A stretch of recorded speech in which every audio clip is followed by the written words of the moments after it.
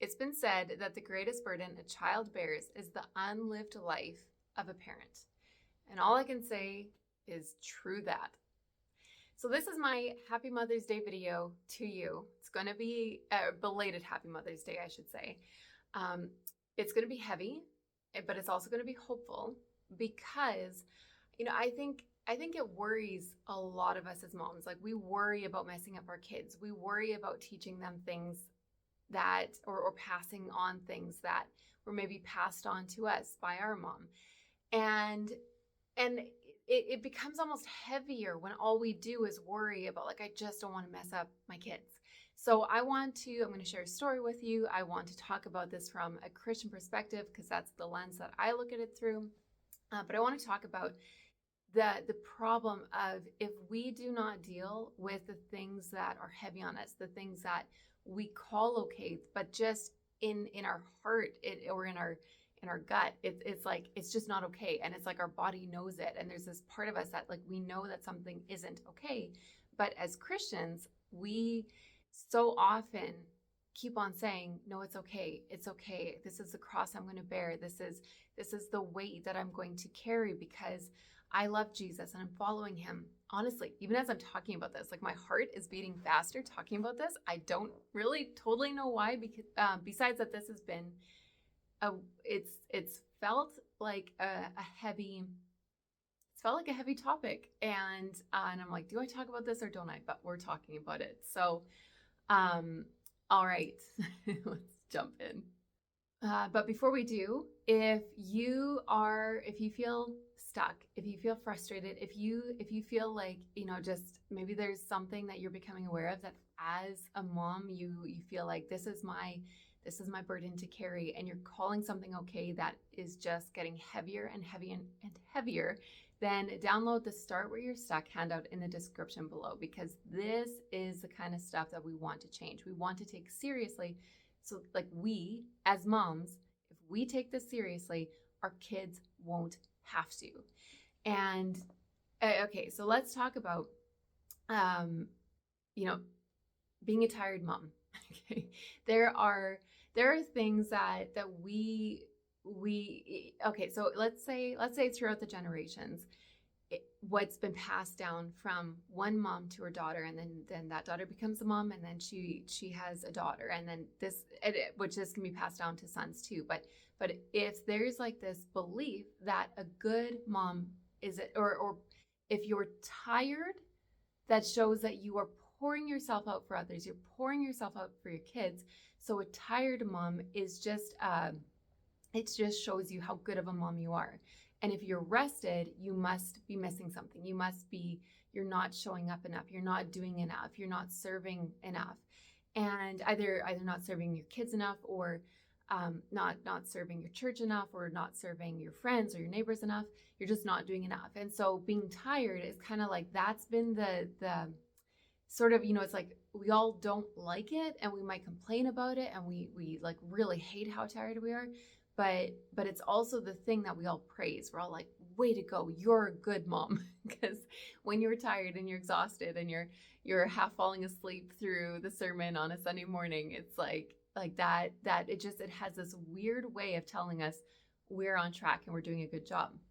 And there are many things, but being a tired mom is one of them. But yeah, there's like there, we could say that if your feet are always sore, that lets you know you're serving enough, you're doing enough, you're like go enough. If you're always busy, we praise that in this weird way. And not everybody does this, right? But if you have this belief that says that a mother just has to pour herself out for others, then sore feet serves that belief, and being tired serves that belief. Being busy serves that belief. Always saying yes to whenever something comes up serves that. But the thing is, it costs people, and it's like it can become this weird martyr complex that we develop because we're always giving of ourselves. And so, if I said, what do you enjoy? You might be like, I have no idea what I enjoy because I'm not supposed to enjoy stuff. That that whole dynamic, right? So pouring yourself out for others, that's good, that's godly, but we do it in these weird ways that we really need to challenge ourselves and each other on, because if we don't face this, if we don't realize that, maybe this is, we should stop saying that we're serving God and that we're being a good Christian or that we're being a good mother. Instead, say, I've got some very unhealthy ways of relating to time and rest, and I actually don't know how to rest, and I need to learn how to rest so that I can, and I need to learn how to actually stop and smell the flowers. I need to learn how to enjoy things, how to laugh, how to be present with my kids without jumping to whatever first pops into my mind. And I'm like, oh, I'll just quickly go wash the dishes, or I'll quickly go clean the car, and then I'll have time to play. Because when like there are burdens that we carry, and there are ways that we can talk about those burdens that teaches our kids, others, ourselves, our kids, that like life is full of burdens. Life is full of hard things that we have to face and we need to learn how to deal with. But when there's this unlived life because of our choices, and our choices come because of what we believe. Like, so again, if we believe that a good mom is a tired mom, or a tired mom just shows, that's just a signal to you that you're doing enough for people. If you're tired all the time, then that belief will keep us going. And okay, I lost my train of thought. Yeah, okay, the exact train of thought is gone. But basically, I think it was saying something along the lines of when we just run with whatever was passed down to us or whatever we picked up along the way, then that becomes a huge burden that our kids have to carry. And that you very well might be carrying for your mom, and she was carrying it for her mom. Where if we don't deal with this, if we don't recognize it, and then go to God, go to the Bible, and actually say, okay, what do you expect from me? Like, what are the burdens that I'm carrying that I need to lay at your feet? And rather than calling these things godly, we might actually need to recognize how unhealthy, unhelpful, and how ungodly they are, so that we don't pass that on to other people, because we praise these characteristics that are just not good, right? And of course, if a mom is tired, we're going to be like, oh, that would be so good if you could figure that out and just rest more. And yet, if we, again, not in every, like, this isn't the case in every family or every church or every group, but we also sometimes feel like, I don't know, how if you have a mom that's rested, if raising her kids is easy, if ever, like, if she's managing everything well, we're almost like, okay, you're lying. It's like something about that can't be true. And so we do this weird, like, we will all want that, and yet we don't really give permission to each other or to ourselves to actually create that. So, but it can turn into, you'll have the moms where their whole life, where their whole motherhood, they're serving others, they're pouring themselves out, but they're kind of it's always at like this high cost, right? And again, life happens, things happen, but if we don't learn to stop and enjoy things, and learn to be present, and learn to carry our own burdens, and teach our kids how to carry their own burdens, then it can become almost this shared weight of I'm giving up my life to take care of you. So then now we're all going to start carrying this burden. Hopefully that makes sense. It's this really weird, really deep, really emotional thing that can play a huge role in our lives that we don't even always recognize, but it affects us, and it affects huge things that we do. And the first thing is just to recognize it. So again, grab the Start Where You're Stuck handout in the description below, but it's just learning to recognize it, learn to name it, learn to just talk about it, just bring it to the surface. It's not that we need to, if we're, let's say you're carrying a burden for your mom, and you are, it's heavy and you're starting to see it. It doesn't mean that you need to like start rewriting your life and doing everything different. It's more like, learn to recognize it, own your part. What have you been doing to like weirdly carry this burden together? And then what small thing can you do differently? It doesn't always look like these huge changes. It might just look like whenever this comes to mind, whenever I start to feel anxious, whenever I feel like I need to carry this weird weight, or I'm making maybe, if back to the whole tired thing, if you're tired, but you're like, no, my mom would have just pushed through and wouldn't have napped. And she would have found some chore that needed to be done. Then you might need to say, like, yep, you know what? Maybe there is a chore that needs to be done, but I'm going to sleep, because if I sleep, I rest, I can be more on, more ready, more available for the people that I care about, and just slowly can begin to shift that. So that's more or less the process that happens with the Start Where You're Stuck handout, which again you can grab in the description below. So okay, I'm going to share a story with you, because this is a huge story of hope for me, and I hope that it gives you hope as well. So my mom was we recently, she came across this term, overfunctioning. It's such a helpful term. I'm like, oh yeah, no, I can see this all over the place in my life. So basically, my mom was an overfunctioner. We're both, I would say, we're both healing or recovering overfunctioners, but she was an overfunctioner, and she taught me how to be an overfunctioner. And so, hi mom, I know at some point you're going to watch this too, because she watches all my videos. So, but it's like there, I mean, the classic example of all that people would have to do is they could say one thing, and then it's like, let's say that someone's like, I want to organize the spot. And my mom's an amazing organizer.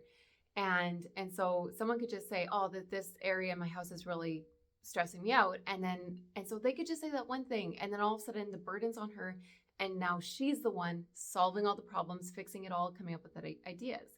And then as kids, we kind of just became part of that with her, where it was like, I was good at painting. And this happened just a few years ago, where it was like the situation came up, someone needed something to happen, or it was a specific painting job. And then it was like, oh, great, Amy's here. She can do the painting.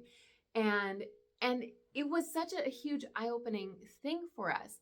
But the thing that I love about this, and that I really want you to take away, is that mom has given me the gift of, like, no matter what we do, these things get passed down.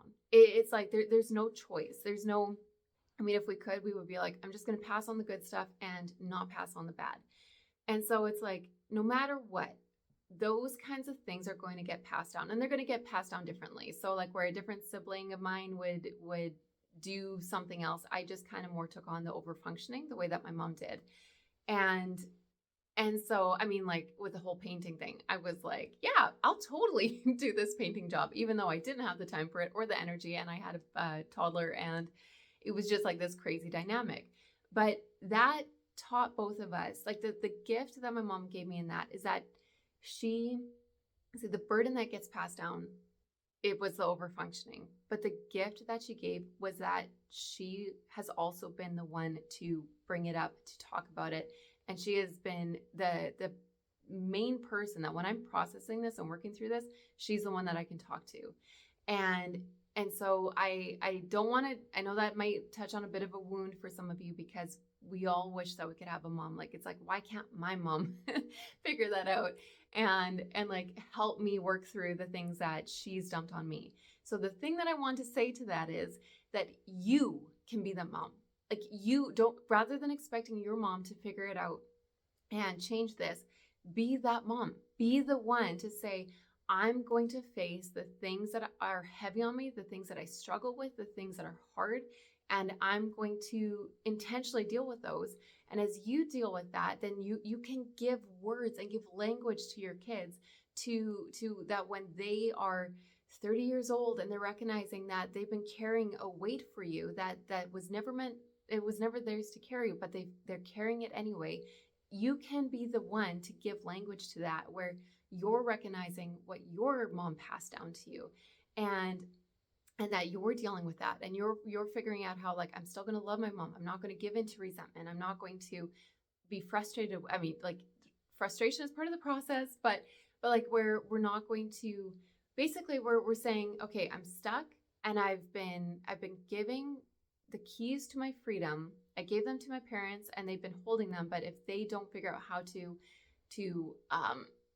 if they don't figure this out, then I'm going to forever be stuck. And if that's what we pass on, like if we, hopefully that made sense. But basically, it's like when we're stuck, and if we stay stuck, and we refuse to figure this out, then it's pretty much like we're saying, I will carry this weight for my parents until they figure it out. And if they don't figure it out, I'm going to stay stuck. The problem is that's what we pass on to our kids. If that's our attitude, that's what we're going to pass on.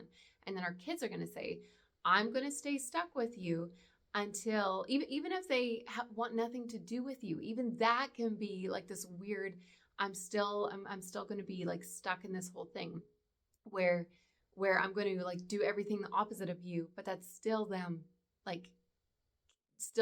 weirdly carrying this burden of, I'm going to stay stuck with you until you figure it out. And then they're going to pass it on to their kids. Or you can be the mom to change it. Okay, like that's what my mom gave me in all of this, is that, which has been an incredible journey, that the fact, like the stuff that we're able to talk about and the stuff we're able to process is huge. The fact that I don't have to do this, that I can find freedom hugely because of my mom rather than in spite of my mom. The battery, we only have 5%. Okay, so I've got to wrap this up. Yeah, so that is my, I want to give you hope. And I want, my hope is for you is just that you would feel hope, that you would feel encouraged, and that you would just say, you know what, I don't care what it takes. I don't care how slow it is or what I have to face. I'm going to be the mom. I'm going to stop expecting my mom to figure this out, and that I'm going to be the mom to figure this out. I'm going to start owning my stuff. I'm going to stop praising tiredness and overfunctioning and sore feet and all these things that I've been doing and kind of like been like bitter against, or being like, yeah, I would love to be able to enjoy gardening and planting flowers, but I can't because I'm a mom. I have this work to do. Face that and solve that and start owning your pain, own your trauma, own your hurt, so that your kids don't have to, and free them. This is one of the biggest gifts. Like, this is the Happy Mother's Day gift, that if you want to give your kids a gift, own your own stuff and start facing it and deal with what is going on inside of your own head and your heart and your body, and free, like, give your kids the tools, right? They're still going to have stuff that they have to process, but give them the tools. And if they watch you doing this and facing your own stuff, and like where you're not blaming and you're not just passing it on, you're not ignoring the things that are hard for you, even if it's small and it's easy to ignore, then that is going to be a gift, because you're giving them the tools to be able to face the things that are heavy in life and hard. And okay, so before my phone just dies on me, that is all. Besides, just a quick reminder to grab the Start Where You're Stuck handout in the description below. You can apply it to everything in life, but in this case, it just helps us to start naming it, owning our part, and begin and to make choices that actually begin to bring life, where you can start living the life that you enjoy. Yes, there's always limitations, but there's always something that we can do to create a really beautiful life that God has created you for. All right, so lastly, remember to read the Bible, get lost in the story of God, and play your part. And I will talk to you soon.